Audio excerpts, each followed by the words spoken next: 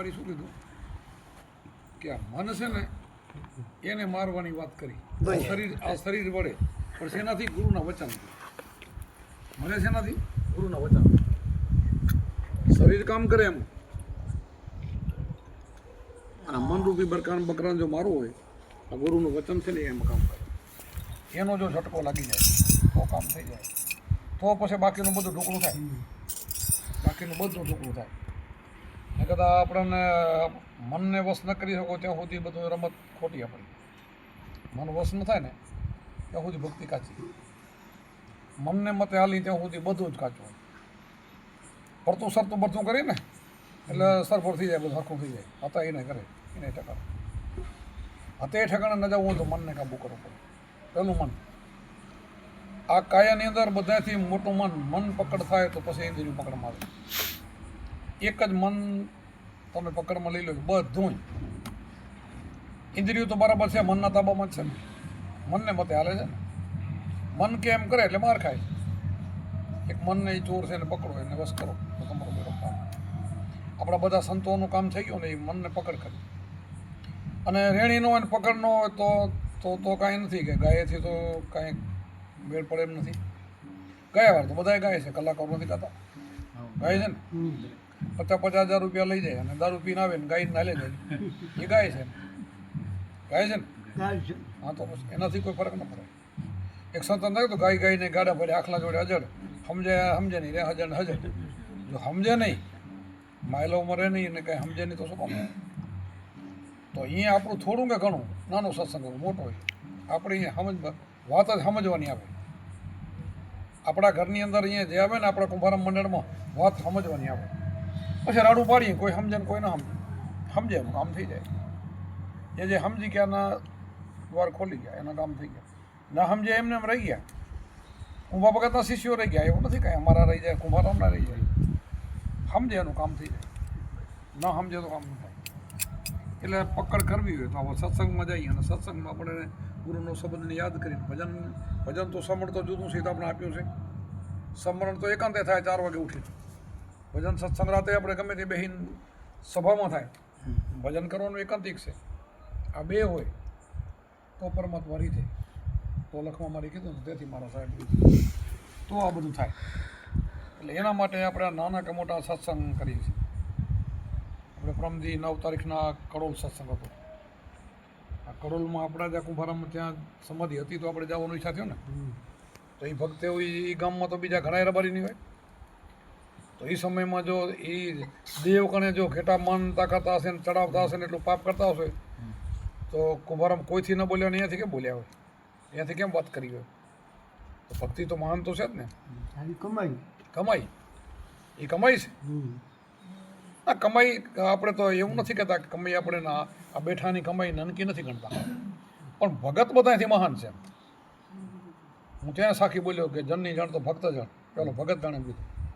પેલો સુરવીનું નામ લીધું ને પેલો દાતાનું નહીં. જનની જણ તો ભગત જણ કાં દાતાર કાં સૂર નહીં તો રેજે વાંસળી મત ગુમાવીશ નૂર. તો તું જાણજે જ નહીં તારું નૂર ગુમાવીશ માં કે આ 3માંથી એક જણ જે જાણતો. શું કામ? બીજાના માથે માથું દઈ દેવું ને પોતાનો કોઈ સ્વાર્થ નહીં ને એ મોટો ગુણ છે.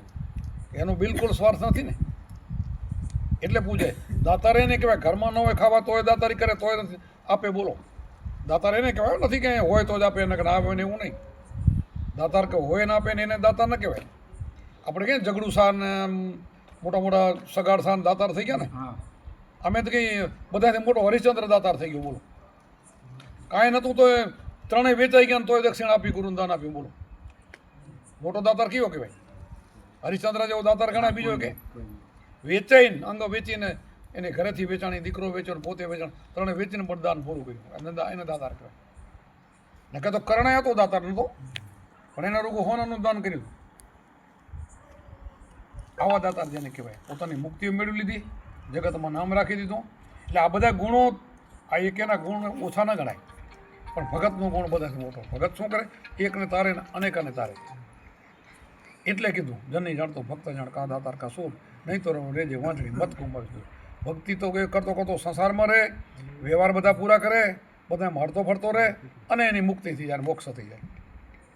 સંસારમાં સરસો રે મન મારી પાસે જાણે ના જાણે રે મારો દાસ કૃષ્ણ ભગવાને ગીતામાં કહી દીધું બોલ્યો સંસારમાં રહેવાની છૂટ આપી સંસાર છોડીને ભાગીવાની ના પડી છે ભાગે તો કાયર કહેવાય ભાગવું ને આમાં રહીને ભજન કરવાનું તો આપણે બધા અહીંયા બેઠા સંસારી છીએ ઘરના કામ કરી વ્યવહાર કરી સવારે બધા કામે લાગી જશું અને ટેમ કાઢીને આપણે આવીએ છીએ ને પણ સમજીને ટેમ કાઢી તો કામ થાય સમજીને જીવી તો કામ થાય સમજીને ન કરી તો શું કામ તો બધું ફેલ જાય તો બધા ઉજાગરા માથે પડે આમાં જે તર્યા કોણ સમજે એ તર્યા અત્યારે આપણે નામ જેના લઈએ વાણીઓ બોલી અત્યારે લખમા મારીની ગાઓ કુંભારામની ગાઓ રવિ સાહેબની ગાઓ વણ સાહેબની ગાઓ ત્રિકમ સાહેબની ગાઓ કોની વાણીઓ આપણે ગાઈ છે સમજાય એનું ગાયું છે અને સમજાય જ પૂજાય છે તો પાછું એમ ના માનતા કે રામકૃષ્ણ રામદેવ નતા સમજાય સમજેલા હતા એટલે પૂજીએ આપણે એ પૂરું સમજેલા હતા એમ એ સમયમાં એ કાળમાં રામે કામ કર્યું જેવું તેવું નથી કર્યું કૃષ્ણએ જેવું તેવું નથી કર્યું પરમાર્થી હતા બધા દુઃખ સહન કરીને બીજાના માટે જીવ્યા હતા એમ કૃષ્ણની વાત કરો તો કૃષ્ણે જેટલાને રાક્ષસોને માર્યા ગમેલું પડ્યું કોઈનું રાજ હલાવ્યું નથી અને રાજાથી માથે ગાદી માથે બેઠા નથી કે તો રામે નથી કાંઈ કર્યું રામે એવું જ કર્યું છે